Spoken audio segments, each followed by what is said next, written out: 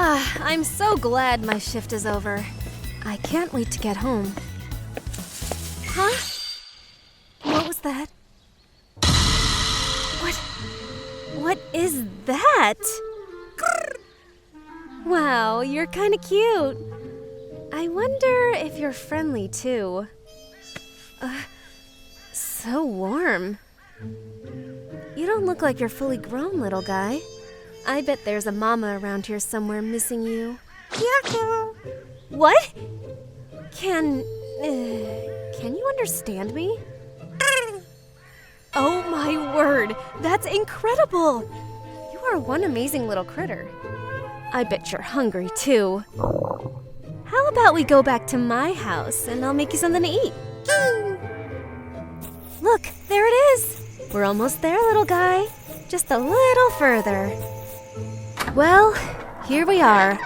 It's not much, but it's home. And you are welcome to stay as long as you want.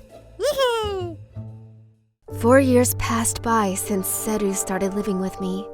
If I knew back then what I know now, I would have run screaming. But at the time, I was lonely. I had just left home not long ago, moving to a new town for a fresh start. Seru was a surprisingly good friend to me. He wasn't much of a talker, but he listened. And he was always there. I tried making other friends and even dating, but it never ended well for me. In hindsight, it could have been because I was trying to hide Seru from the world, and that made it hard for people to get close to me. Regardless of the reasoning, I grew very close to Seru. He was my best friend. But then, one day, everything changed. I think after lunch we should go for a walk. You've been sleeping a lot more than usual. You could use the exercise. Oh, Mari, why would you let Jack use you like that? Because I love him, Peter. We interrupt this program for this breaking news. There appears to be a monster attacking Nikki Town. That thing kinda looks like you, Seru. And Nikki Town isn't far from here. Seru? Seru!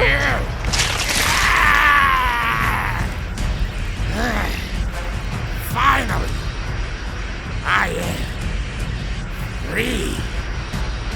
Seru? Yes, I've waited so long for this day. And for you, my dear. I am really confused right now. What's going on? What happened to you? Why do you look like the monster attacking Nikki Town now? I suppose I do owe you an explanation at the very least. Very well. I shall explain. Okay. My real name is Cell, a biomechanical android. I was created by a man known as Dr. Gero. Sadly, he died before I was completed, and so it was left to his computer to continue the work.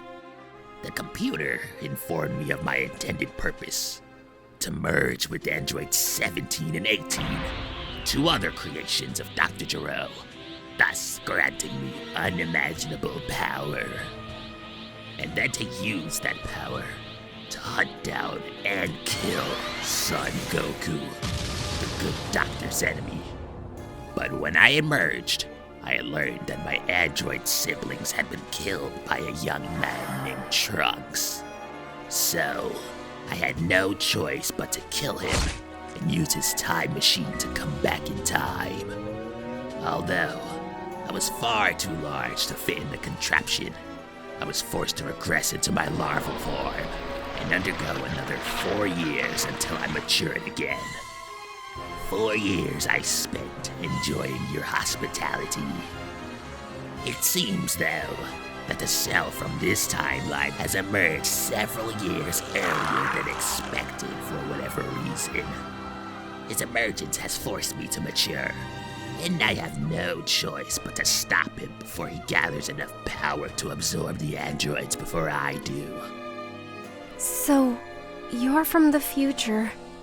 And you've come back in time to hunt some androids and kill people? That is a rather crude way to put it, but basically, yes. But that's terrible. Maybe to you, but it is my purpose. I have to go away now, my dear. The other cell is growing stronger with every passing minute. I have to find him and absorb him before he gains enough power to capture the androids. Although, before I go, there is something I should tell you. You see, it wasn't chance that brought me to you 4 years ago. I came looking for you for a reason. You see, my dear, you are not human. Not human? Dr. Giro stumbled across your mother when he was out looking for suitable candidates to turn into his androids. He was measuring bioenergy. Your mother's signature was alien.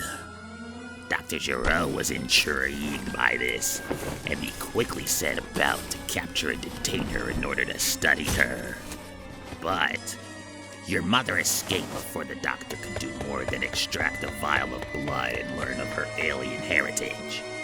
He quickly discovered that she possessed unique and useful qualities, but he did not have enough of a sample to experiment further. He needed her back to continue his study, but she was elusive. Jarrell regrettably was forced to give up on her and return to his android program. He made notes of the alien blood and the unique energy pattern in his computer, which, in turn, gave me the information I needed. 7 years later, by pure chance, Dr. Jarrell stumbled across your mother again. He attempted to recapture her to further his research, but she ran and was unfortunately hit and killed by an oncoming truck. I remember that. I was only 5, but I remember Dad's face. I've never forgotten how sad he was. Yes. Well, that's not all. By pure chance, I stumbled upon your unique energy signature in the future while I was trying to figure out what happened to the androids. Due to Dr. Giro's foresight of giving me the knowledge of your unique bioenergy signature, I quickly realized who you were. Unfortunately, due to the fallouts of the androids' attack on Earth, you were dying when we met, making it impossible for me to take advantage of the gift of your unique power. Nevertheless, you still gave me a great deal of information over the days leading up to your eventual death. Information I used to track you down and befriend you when I came back to this timeline. This is so crazy. It's impossible. It is a lot to take in, I grant you that. But I assure you, everything I have said is the truth. Okay. But what do you mean by my gift? What is so special about me that you would go through so much effort? Well, I suppose I can explain it to you. Your body creates a unique and complex chemical under special circumstances that combines with the DNA of another being, acting as a unique fuel source. The resulting energy is extraordinarily potent and has the potential to massively increase the concentrated power of an individual's energy stores. I have no idea what you just said. Basically, your body creates a super fuel that can only be obtained by drinking a lot of your blood, having sex with you, or... Wait, what? Sex? Oh, no. Oh! I do like how you think saying no will really make a difference. What? I jest, of course. After spending 4 years in your company, I doubt I can bring myself to sink so low. There are other means. Right now, however, I really must go. Goodbye, Crystal. Don't you go running off on me now. Goodbye. Seru. The next few days were nothing short of chaotic. The news was a constant update on the rising casualty count and constant sightings of the monster of Nikki Town. I often thought of Seru. I struggled to accept that he was actually a monster and my friend was gone. I wondered if he had found Cell. I wonder if he had found his androids. I wondered if I would ever see him again. Yeah! Yeah! Is something funny? Yeah! You could have been feasting on the worms of this world, so you can talk. But you haven't.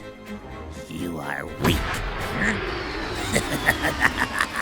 I'm going to eat you.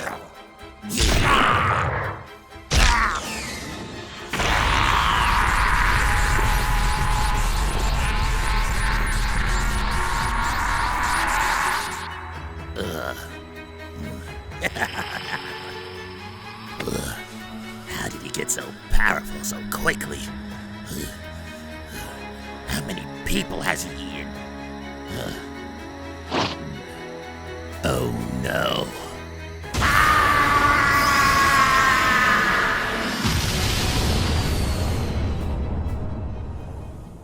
Our breaking news game! Coriander City has been destroyed. At this point, it is feared that there are no survivors. The monster that has been ravaging the Spice District is believed to be responsible. Reports suggest that the creature is moving west.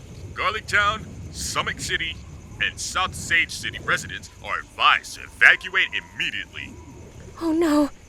Seru, you have to stop Cell, please. Before he makes it to Sumac City. Our home. By the time Crystal arrived in the city, dusk had fallen, and the city was almost completely evacuated. Jeez, this place is creepy as hell when there's no one around. Maybe I should have evacuated too. Huh? Crystal. Seru! Oh my god, what happened to you? Cell. He's too powerful. But don't worry, I'll be fine. I just need time to regain my energy and regenerate. Seru. Come on. Let's get you home.